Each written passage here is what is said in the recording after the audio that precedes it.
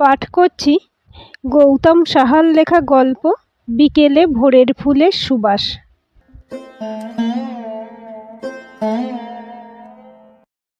কি কুক্ষণে যে এই পড়ন্ত বেলায় বাড়ি থেকে বেরোলো অরিত্র কে জানে। অবশ্য না বেরিয়ে উপায় ছিল না। শেষ আষাঢ়ের বিকেল, দুপুরের পর থেকে বৃষ্টিটা একটু ধরেছে। রবিবারের ছুটির দিন, ভুনা খিচুড়ি আর ডিম ভাজা আর বাড়িতে থাকা মিষ্টি কুমড়ো দিয়ে বানানো বেশনি সহযোগে দুপুরের খাওয়াটা বেশ জম্পেশ হয়েছে। দুপুরের হালকা ভাত ঘুমের পর বিকেলে উঠে বারান্দা দিয়ে বাইরে তাকিয়েই যখন দেখলো যে বৃষ্টি একটু থেমেছে, ছেলেবেলার অভ্যাস মতোই মহানন্দে প্রায় চিৎকার করে উঠেছিল সে, মনি, বৃষ্টি থেমেছে রে, একদম পারফেক্ট ওয়েদার ফর বেগুনি আর পেঁয়াজি দিয়ে মুড়ি মাখা। মনি তার ঘরেই ছিল। বাবা চিৎকারে লাফাতে লাফাতে ঘর থেকে বেরিয়ে এসে বলল, একদম ঠিক বাবা, আনবে? এইসব মধ্যবিত্ত বাঙালি সুলভ অত্যুৎসাহে জল ঢালতে সময় লাগে না এখন অরিত্রর বাড়িতে। ওই ঘর থেকে সেই জল ঢালাও হয়ে গেল। দুপুরে ভুনা খিচুড়ি, সাথে ডিম ভাজা, কুমড়োর বেসনি গলা দিয়ে পেটে নামিনি, আর এখনই আবার বেগুনি পেঁয়াজি। বাপ মেয়ের নোলা দেখলে পিত্তি জ্বলে যায়। একটু শুয়েছি আর অমনি অরিত্র বারান্দা থেকে ঘরে ঢুকেছিল সবে। মনিও দৌড়ে এসেছিল ড্রয়িং রুমে, কিন্তু অন্য ঘর থেকে কর্কশ স্বরটা এদিকে ধেয়ে আসতেই বাপ মেয়ে একটু যেন কেমন ম্রিয়মান। না না, তুমি শোও, আমি আনছি। কোনো ক্রমে সামাল দিল অরিত্র। তারপর মনির দিকে তাকিয়ে বলল, আমার প্যান্টের পকেট থেকে মানি ব্যাগটা দে তো মনি। পাঞ্জাবির পকেটে মানি ব্যাগটা ঢুকিয়ে দরজাটা টেনে নিচে নামার আগেও কানে আসলো, মুড়ি টুড়ি এখন মাখতে পারবো না আমি। একটু শুতে দেখলেই ওদের গা জ্বলতে শুরু করে। একটু দু চোখের পাতা এক করবো তার উপায় নেই। মনির উত্তরও কানে আসলো, সারাদিন তো খালি শুয়ে বসে থাকা আর মোবাইলে বন্ধুদের সাথে ননস্টপ ইএনপিসি। মুড়ি তোমাকে মাখতে হবে না, আমি মাখবো, চাও আমি করব। এমনভাবে বলছে যেন খিচুড়িটা উনি বানালেন, সব কাজের লোক করবে আর ভাব দেখাবে যেন উনিই করলেন সব কিছু। যাক, শুরু হলো। আগে ও বলতো প্রথম প্রথম, এখন মনি বড় হচ্ছে, সামনের বছর এইচএস দেবে, এখন ও বলে। অরিত্র কিছু বলে না, চুপ করে থাকে। শৈত্যের মধ্যেও এক ধরনের নির্লিপ্ত ভাব আছে, বোঝে সে। তাই বাকি উত্তর এবং পাল্টা উত্তরটা না শুনে সিঁড়ি দিয়ে নেমে আসলো সে। হরিসভার মাঠটার ডান দিকে রেখে একটু এগুলোই নগেনে তেলে ভাজার দোকান। কত বছর আগের। নগেন আর জীবিত নেই, নগেনের দুই ছেলে চালায় দোকান। এরকম বৃষ্টির দিন হলেই, শুধু বৃষ্টির দিন কেন, এমনিতেও মাঝে মাঝে বিকেলের দিকে আচারের তেল দিয়ে মা মেখে দিত মুড়ি, সাথে একটা বেগুনি কিংবা খুব বেশি হলে আরও একটা আলুর চপ। কী যে তার স্বাদ, এখনও যেন মুখে লেগে আছে। মা নেই বাড়িতে, এখন মুড়ি আসে খুব কম। বিকেলের এই নিয়ম মাফিক হওয়া জলযোগ এখন আর নেই। কখনো খুব প্রয়োজন হলে স্টেশনের কাছে সব নতুন ও পুরনো ফাস্টফুডের দোকান থেকে নিয়ে আসা হয় এগরোল, মোগলাই পরোটা আর ফিশ ফ্রাই। নগেনের দোকানের কাছে আসতেই যেটুকু উৎসাহ বেঁচেছিল অরিত্রর, তাও জল হয়ে গেল। দোকানের ঝাঁপ বন্ধ। আগে বৃষ্টির দিনে এরকম ভাবাই যেত না, এখন উল্টো। বৃষ্টির দিন দেখেই কতজন খদ্দের আসবে না আসবে এই শঙ্কাতেই হয়তো তেলে ভাজার প্রস্তুতিই নেয়নি নগেন কাকার ছেলেরা। মনটা কেমন যেন খারাপ হয়ে গেল তার। মনিটা একদম তার মতো হয়েছে, বড্ড ভালোবাসে এইসব খেতে। পায় না যদিও, কিন্তু পিসির বাড়ি গেলে এই জিনিস যখন পায় একসাথে ভাই বোনদের সাথে হই হুল্লোড়ে মেতে ওঠে। ওই এক গামলা মুড়ি মাখা নেই, তখন বোঝা যায় কতটা ভালোবাসে সে এইসব। আজ নগেনের দোকান বন্ধ দেখে অরিত্র নিজের জন্য যতটা নয় তার চেয়েও বেশি খারাপ লাগলো মেয়েটার কথা ভেবে। খালি হাতে ফিরবে, তার চেয়ে বরং স্টেশনের দিকের দোকানগুলোই একটু ঘুরে আসলে হয়, কিছু তো পাওয়া যাবে। নগেনের বেগুনি না হোক, হাতে কিছু তো একটা নিয়ে যাওয়া যাবে। হাতে ঝোলানো চিকেন রোলের প্যাকেট ফিরছিল অরিত্র, কিন্তু কোথা থেকে যে থেমে যাওয়া বৃষ্টিটা আবার হঠাৎই সেজে গুজে এলো ভাবতেই পারল না সে। বৃষ্টি ধরে এসেছিল, মধুরার বাক্যবান থেকে মুক্তি পাবা তারাও ছিল। হাতে ছাতা নিয়ে বেরোনোর কথাটা বেরোবার সময় মাথাতেই আসেনি। এমনকি তাড়াতাড়ি ফিরবে বলে মোবাইলটাও সাথে নেয়নি সে। এই বৃষ্টিতে এক পাও চলা যায় না, ভিজবে তো বটেই। হাতে ঝোলানো রোলের প্যাকেট, যার থেকে তখন গরম ভাব বেরোচ্ছে, সেটাও নষ্ট হবে। অগত্যা স্টেশন লাগোয়া সাইকেল গ্যারেজের শেডের তলাতেই দাঁড়িয়ে পড়ল অরিত্র। ছুটির দিন, তাই সাইকেল গ্যারেজের বড় গেটটা পুরো বন্ধ। করগেটের সিটের ছাদ অনেকটাই বাইরের, প্রায় রাস্তা পর্যন্ত এসেছে, ফলে এইখানে দাঁড়িয়ে বৃষ্টির ছাটের হাত থেকে নিজেকে বাঁচানো যাবে, তাই ভেবেই এ তলায় দাঁড়িয়েছিল অরিত্র। একটা রিক্সা অবধি আসছে না যে তাকে বলে কয়ে বাড়ি অবধি যাবে। কতক্ষণেরই বা পথ রিক্সাতে? মেরে কেটে 5 মিনিট লাগবে পাড়ায় ঢুকতে। সেইটুকু পথ যেতে না পেরে নিজেরই হঠাৎ পুরনো দিনে ফিরে যাবার তীব্র আকাঙ্ক্ষা, না মধুর আর বাক্যবান? কাকে এই অহেতুক ঝামেলার জন্য দোষী করবে? এটা যখন ভেবে পাচ্ছে না সে, একজন মহিলাকে দেখলো ছাতা হাতে এগিয়ে আসছে স্টেশন রোড ধরে। অসম্ভব ধীর গতি, চলার গতিতে শাড়িতে যতটা সম্ভব জলের ছিটে কম লাগে তার জন্য সাবধানে ছন্দ। সন্ধ্যা হয়ে গেছে, স্ট্রিট লাইটগুলো জ্বলে উঠেছে, তবু বৃষ্টির তেজে চারিদিকে কেমন যেন একটা ধোঁয়া ধোঁয়া ভাব। কাছে আসতেই তাকে একবারে চিনল অরিত্র। অলি। আগের মতো বুক কাঁপল না ঠিকই, কিন্তু বুকের ভিতর একটা হিমেল বাতাস যেন বয়ে গেল এই আশার সন্ধ্যাতেও। ভেবেছিল পাশ কাটিয়ে চলে যাবে সে, কিন্তু তাকে ভীষণ অবাক করে সামনে এসে দাঁড়িয়ে পড়ল অলি। কি গো, এরকমভাবে ভিজছ? ছাতা নিয়ে বেরোওনি? অবাক হওয়ার পালা অরিত্রর। কী কারণে সে তার বাপের বাড়িতে আবার ফিরে এসেছে তা জানে না অরিত্র, কিন্তু শুনেছে, রাস্তায় দেখেছেও 2-1 দিন। এমনিতেই খুব একটা কথা কোনোদিনই ছিল না, ওই হাই হ্যালো এই অবধি। তাও দিদির খুব ন্যাওটা ছিল, বাড়িতে আসতো তাই। সেই কথাটুকু অনেক দিন আগে থেকেই বন্ধ হয়ে গিয়েছিল। বিয়ে হয়ে যাবার পরে তো দেখাটাও বন্ধ। তাই প্রায় 2 দশক পরে অলিকে পাড়াতেই তাদের বাড়িতে ফিরে আসতে দেখে এবং এখানেই থাকার খবর পেয়ে অবাক হলেও কৌতূহল দেখায়নি অরিত্র। কথা তো প্রশ্নই নেই। খুব ঘনিষ্ঠ ছাড়া মহিলাদের সাথে আগ বাড়িয়ে কথা বলার ব্যাপারে অরিত্র আজও একই রকম অস্বচ্ছন্দ। তাই আজ হঠাৎ এই অঝোর বর্ষার দিনে শুনশান রাস্তায় ওকে তার সামনে দাঁড়িয়ে পড়ে আবার সেই পরম মমতা মাখানো স্বরে কথা বলতে দেখে কি বলে উঠবে ভেবেই পাচ্ছিল না অরিত্র। হাতে রোলের প্যাকেটের দিকে খেয়াল যায় অলির। বলে ওঠে, ওহো, বৃষ্টির দিনে বউ রোল খাওয়ার আবদার করেছে বুঝি? কথার ভাঁজে শ্লেষ না ঠাট্টা তা না বুঝেই জবাব দেয় অরিত্র, না, মেয়ে। কত বড় হলো গো? একবার সেই পুজোর সময় মণ্ডপে দেখেছিলাম, কতদিন আগে। অনেক বড় হয়ে গেছে এখন, না গো? তারপরে কি মনে পড়েছে এই মনে করে আবার বলে, তুমি কতক্ষণ দাঁড়াবে এখানে? বৃষ্টি থামবে বলে তো মনে হচ্ছে না।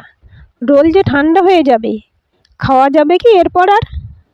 না, দেখি একটা রিক্সা পেলেই। একটাও নেই। আমি তো অনেকক্ষণ স্টেশনে দাঁড়িয়ে থেকে একটাও রিক্সা না পেয়ে ছাতা মাথায় হাঁটা দিলাম। এসো এসো, হেঁটেই চলে যাই। ভয় নেই, এসো। অলির মুখে ভয় নেই শুনেই লজ্জা পায় অরিত্র। তাড়াতাড়ি বলে ওঠে, না না, ভয় পাবো কেন? কিন্তু এইটুকু ছাতাতে কেউ বৃষ্টি থেকে বাঁচবো না। মাথাটুকু তো বাঁচবে, এসো। ডান হাতেই ছাতাটা ধরেছিল অলি। রোলের প্যাকেটটা বাঁ হাতে নিয়ে ডান হাতে ছাতার হাতলটা ধরে অরিত্র। অলির হাতের ঠিক ওপরে। আমি ভয় পাই না অলি, শুধু। একটা কথাই যেন পরিবেশটা এক ঝটকায় পাল্টে দিল। অবাক চোখে তাকাই অলি পাশ ফিরে। অবাক হয়ে দেখে অরিত্রও। একই রকম চোখ ওর, আজও টানা টানা। কপালের উপর কোঁকড়ানো চুলের 2-1টা নেমে এসেছে। ছাতার তলাতে তাকে আশ্রয় দেওয়ার সময় কয়েক ফোঁটা জল পড়েছিল, সেগুলো মুক্তোর মতো ঝুলছে তার শেষ বিন্দু থেকে। এখনও সেই রকমই সুন্দর অলি, শুধুমাত্র চোখে মনে হয় বেশ ক্লান্তি। আমিও ভুল করেছিলাম, বয়স কম তো, তাই হয়তো ধৈর্য ধরতে শিখিনি তখনও। দুজনেই যেন একসাথে ফিরে যাই 2 দশক অতিক্রম করে এক দশমী রাতে। অরিত্র ছিল এই মফস্বলের নামকরা ফুটবল প্লেয়ার। আশপাশে টুর্নামেন্ট হলেই ডাক পড়তো তার। 5'11" হাইট, পেটানো শ্যামলা চেহারায় মিশেছিল বেপরোয়া এক ভাব। পাড়ার পুজো কমিটির সেক্রেটারি, তৎকালীন যুগে পাড়ার একজন হর্তাকর্তা ও অলোক সরকারের মেয়ে অলি। সুন্দরী তো বটেই, যা ছিল তার আরও আকর্ষণের কারণ তা হলো ওর চোখ। 5 ফুট 7 উচ্চতা, গড়পড়তা বাঙালি মেয়ের তুলনায় যথেষ্টই বেশি। ওই উচ্চতার সাথে ওই প্রতিমার মতো চোখ আশপাশের পাড়ার সমবয়সী ছেলেছোকরাদের হৃদয় বেদনার কারণ ছিল সে। বন্ধুমহলে আলোচনায় তাই অলির নাম উঠতই। আর ঠিক এটাই ছিল অরিত্রর ওকে এড়িয়ে যাবার মূল কারণ। সুন্দরী সে, সারা শহরের আপামর যুবক দলের হাতরপকে তার দেখতে খারাপ লাগার কথা নয়, কিন্তু তার কথা আলোচনা হবে কেন আড্ডায়? এর পিছনে আমি সুন্দরী মার্কা নাক উঁচু ভাব না থাকলে? বোধহয় এটাই ছিল যুক্তি। তাই পাড়ার কোনো সাংস্কৃতিক অনুষ্ঠান কিংবা সামাজিক অনুষ্ঠানে অলিকে এড়িয়ে যাওয়াটাই ছিল অরিত্রর পছন্দ। এই এড়িয়ে যাওয়াতে যেন ওকে বলতে চাওয়া, সারা শহর তোমার রূপে মুগ্ধ হতে পারে, আমি অরিত্র সান্যাল ওই রূপে পাগল হই না। যেন ওই রূপের জন্য সে দায়ী, পাড়ার ছেলেরা ওকে নিয়ে আলোচনা করবে, এতেও যেন ওর দোষ। কিন্তু প্রেমে বোধহয় এমনও হয়, যার জন্য সবাই পাগল সে তাদের দিকে মুখ ফিরিয়েও তাকায় না। আর তাকে যে উপেক্ষা করে মনে মনে, তার প্রতি কেমন যেন একটা দুর্বলতা তৈরি হয়ে যায়। অলিরও তাই হলো। অরিত্রকে মন দিয়ে ফেলেছিল সে, অপর প্রান্ত থেকে কোনো ইঙ্গিত না পেয়েও। অরিত্রর দিদি বাবলি এটা আন্দাজ করতে পেরেছিল হয়তো। বাবলি থেকে 4-5 ক্লাস নিচে পড়া অলিকে খুব স্নেহ করত সে, কিন্তু ভাইয়ের সাথেও তার প্রায় সমান সমান দূরত্ব। এই কথা ভাইকে বলা যাবার মতো সম্পর্ক নয়, তাই সব জেনেও কিছু বলতে পারেনি বাবলি তার ভাইকে। অলিরও বোধহয় একটু আত্মশ্লেঘাতে বাজছিল কোথাও। আমি অলি, দেখি আমাকে কি করে চাইতে না পারে, ভাবটা বোধহয় এমন। পাড়ার পুজো, লরিতে করে ঠাকুর নিয়ে যাওয়া হবে প্রতিমা নিরঞ্জনের জন্য। ছেলেরা সব নাচতে নাচতে আর পাড়ার মেয়েরা তাদের সামনে আর পিছনে, কেউ কেউ ঠাকুরের পাশে লরিতে। অলি লরিতে ছিল না, আশপাশের পাড়ার সবাই জানতো ওকে ওর নাচের জন্য। সেও নাচবেই ঢাকের সাথে। রথতলা চৌমাথা অবধি এই নাচানাচি, তারপরে লরির সাথে যাবে শুধু যারা নিরঞ্জন করবে তারা। রথতলা চৌমাথা ছাড়িয়ে লরি পৌঁছে গিয়েছিল গঙ্গার ঘাট। নাচানাচি আর মদ্যপানের করে সবাই এদিক ওদিক ছিটকে গেছে। ওই সময় এই দশমীর দিনেই একটু আধটু কারণ বাড়ি সেবন স্বীকৃত ছিল। আজকের মতো আধুনিক, অন্তত মদ্যপানের ক্ষেত্রে হয়ে ওঠেনি তখন বাঙালি। ওদের পাড়া ঠাকুরের লাইন কমপক্ষে 15টা ঠাকুরের পিছনে। এই সময় নামলো বৃষ্টি, ঠিক আজকের মতো। লরির উপর কেউ নেই, ঠাকুর ভিজে যাবে যে, এই চিন্তাতেই অরিত্র লাফ দিয়ে উঠে ঠাকুরের মাথা ঢাকতে ব্যস্ত হলো। যখন দুর্গার মাথার পিছনের দিক থেকে লরির সামনের কেবিনের মাথা থেকে টেনে আনা ত্রিপল দিয়ে কোনো ক্রমে সে প্রতিমাগুলোকে বৃষ্টির জল থেকে বাঁচাবার বন্দোবস্ত করে ফেলেছে, ঠিক এমন সময় চোখে পড়ল লরির পিছনের খোলা ডালার ঠিক পাশের নিচে রাস্তায় দাঁড়িয়ে ভিজছিল অলি। আশেপাশে চেনা কেউ নেই। লরির উপরে ঠাকুরের মাথা ঢাকা একটাই ত্রিপল। বন্ধু বান্ধবরা যে যার মতো শেড খুঁজে নিয়েছে হয়তো, একা পড়ে গেছে ও। যতই তাকে পাত্তা না দিক, এই রকমভাবে ঝুপসে একজন ভিজবে আর অরিত্র চুপ করে দাঁড়িয়ে থাকবে, হয় নাকি? ওখানে দাঁড়িয়ে ভিজছ কেন? বেশ কড়া স্বরে বলল অরিত্র। বেশ করেছি, তোমার কি? অলিও বেশ ঝাঁঝিয়েই উত্তর দেয়। এসো ওপরে এসো, বৃষ্টিতে ভিজলে জ্বর হবে, এসো। বেশ ধমকের সুরে বলেই নিজের হাতটা বাড়িয়ে দেয় সে নিচে দাঁড়িয়ে থাকা অলির দিকে। হাতটা ধরে না অলি, সেও লম্বা। লরির পাটাতনে হাতের ভর দিয়ে অবলীলায় উঠে আসে সে লরির উপরে। ঠাকুরের পিছনে শেডের তলায় দাঁড়াও, যেন নির্দেশ দেয় অরিত্র। প্রতিবাদ করে না অলি। পুরো লরিতে কেউ নেই। মা দুর্গার মুখ লরির পিছন দিকে করা। দশমীর প্রতিমা বরণের চিহ্নগুলো তখনও টাটকা। মাথা ত্রিপলের ছাউনি। মা দুর্গার ছেলে মেয়েরা দুই ধারে মুখোমুখি দাঁড়িয়ে। বৃষ্টির ছাঁট আসছে ওদের দিকেও। পাশে একটা বড় ঝুড়িতে পুজোর ফুল ও সামগ্রী। এদের সবাইকে সামলে প্রতিমা ঠিক পিছনে এসে দাঁড়ালো অলি হেলান দিয়ে রাখা কলা বউয়ের পাশে। অরিত্র পিছনেই একটু তফাতে। মাথা মুছে নাও বলেই জিন্স থেকে রুমাল বের করে এগিয়ে দেয় অরিত্র। কেন সে রুমাল বাড়িয়েছিল আজও জানেন না সে। গঙ্গার ধারে নিয়ন আলো ত্রিপলের ফাঁক দিয়ে এসে পড়েছিল পরীর মতো ওই মুখে। কোঁকড়ানো চুল দিয়ে জল পড়ছে টুপ টুপ করে।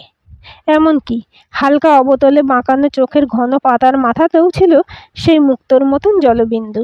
মোহময়ী নারীকে সামনে একলা এই বৃষ্টিধারার মাঝে পেয়ে কি তার মনটা মুহূর্তের জন্য দ্রব হয়েছিল জানে না অরিত্র।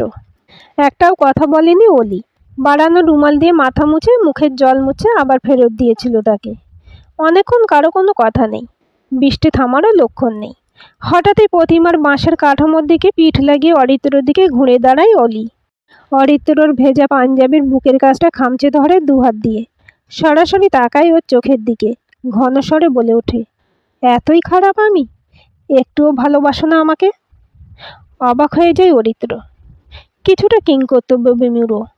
পরীর মতো এক নারী, তার বুকের কাছে তার নিঃশ্বাসের শব্দও হয়তো শুনতে পারবে সে। সেই নারী তাকে ভালোবাসার কথা বলছে। জীবনে এই প্রথম। কেমন যেন গুটিয়ে যায় অরিত্র। অনেকক্ষণ কিছু বলে না। অলি একদৃষ্টে তাকিয়ে আছে তার চোখের দিকে। সময় বয়ে যায়। অলি অসহিষ্ণু, আবার বলে ওঠে, একটুও বোঝো না, একটুও ভালোবাসো না? বলো। যাকে সবাই নিজের করে পেতে চায়, যার নাম পাড়া ছেলেদের থেকে আলোচনা হয়, তাকে আমি ভালোবাসতে পারি না। শান্ত স্বরে কেটে কেটে বলে কথাগুলো অরিত্র। অবাক হয়ে তাকাই অলি। কেউ আমাকে রাস্তায় নামিয়ে আনলে আমার দোষ? আর আমি যে তোমাকে... পুরো কথা বলতে পারে না অলি। কণ্ঠ রুদ্ধ হয়ে আসে। যার একটা চাহনিতে অনেকের বুক কেঁপে ওঠে, যে রাস্তায় বেরোলে ঠাড়ে ঠোড়ে কিংবা সরাসরি অনেক ছেলে প্রণয়ের প্রস্তাব নিয়ে আসে, সেই অলিকে একজন ঋজু পুরুষ তার বক্ষলগ্ন হয়ে মুখের উপর ভালোবাসে না বলছে। নিজেকে কেমন যেন হীন মনে হয়। যৌবনা মন, একটু কি নিজেকে ক্ষুদ্র বলে মনে হয় না? কি জানি, তবুও এই পরোক্ষ প্রত্যাখ্যানের সামনে দাঁড়িয়ে ও ভেঙে পড়ে না অলি। সেও মুখ নামিয়ে আনে। অরিত্রর বুকের কাছে মুখ নিয়ে গিয়ে বলে, জীবনে এই প্রথম আমি কাউকে চাইলাম। সব দ্বিধা সরিয়ে বললাম ভালোবাসি। কিন্তু কথা বলতে পারে না অরিত্র। তার বুকটা উথাল পাথাল করছে। অলিকে কাছে টেনে নিতে ইচ্ছে করছে, কিন্তু কিসের দ্বিধা যেন তাকে স্থবির করে রেখেছে। এই অপরূপা নারী তাকে চাই, এটা জেনে তো তার সুখের সাগরে ভেসে যাবার কথা। তবুও সে পাচ্ছে না। কেন এমন হয়?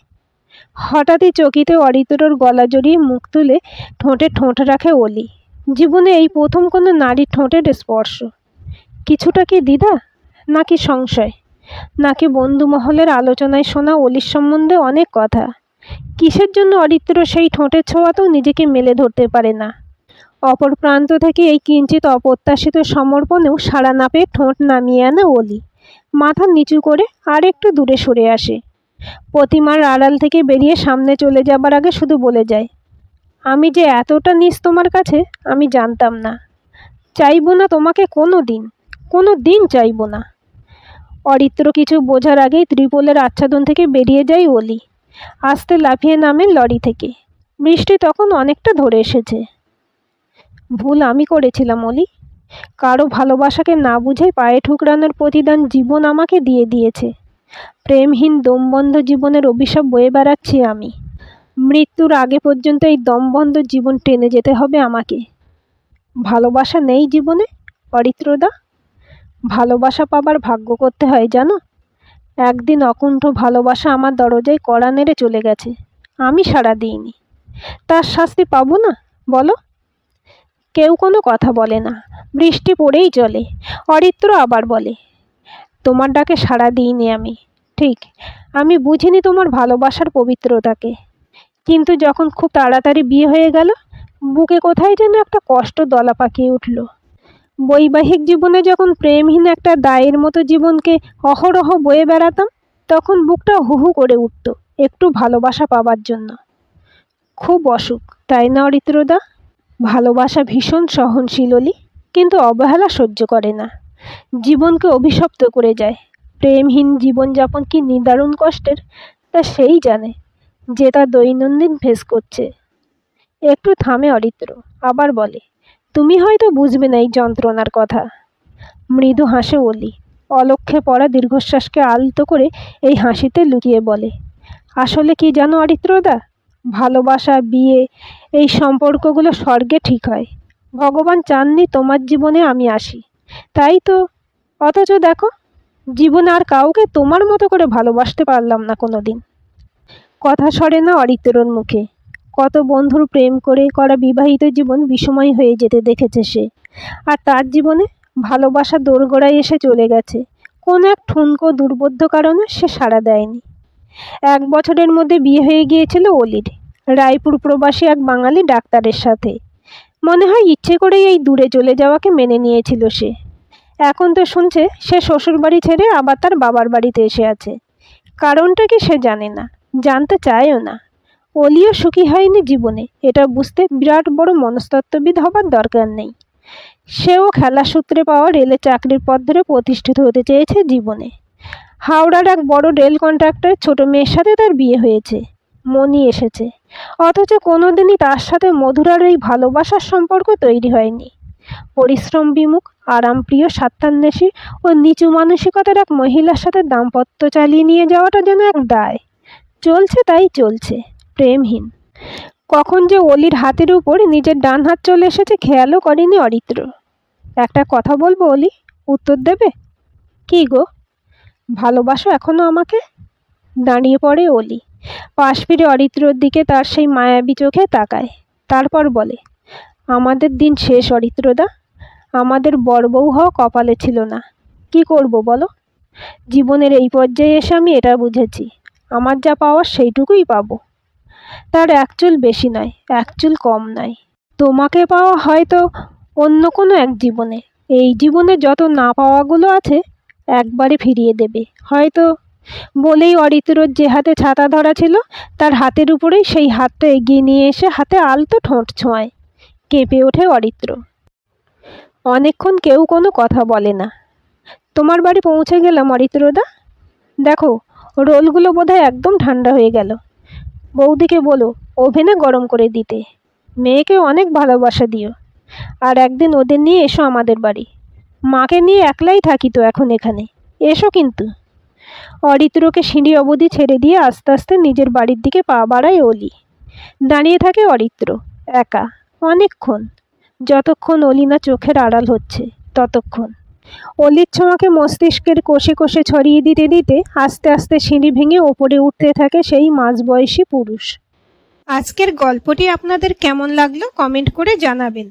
ভালো লাগলে অবশ্যই একটা লাইক দেবেন আর চ্যানেলটা সাবস্ক্রাইব করে সাথে থাকবেন এবং নতুন ভিডিও আপডেট পেতে বেল আইকনটি ক্লিক করে রাখুন। গল্পটি প্রিয়জনদের সাথে শেয়ার করতে পারেন।